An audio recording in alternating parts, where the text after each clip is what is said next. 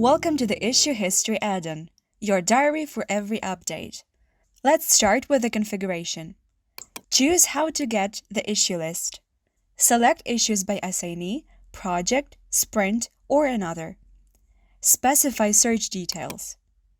You'll get the changes in chronological order. Additionally, select the user who has made the modifications. Check the list of issues changed by this user.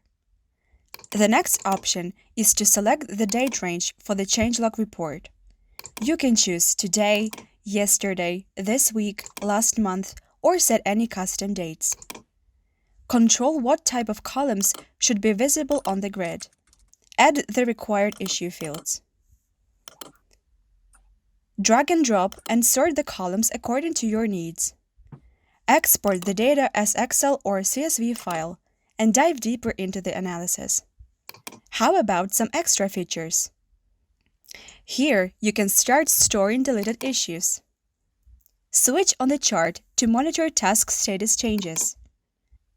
If you need more help, click on the three dots icon. Check out the documentation or reach out to us. Thanks for watching. You're welcome to schedule a demo. Follow the link in the description.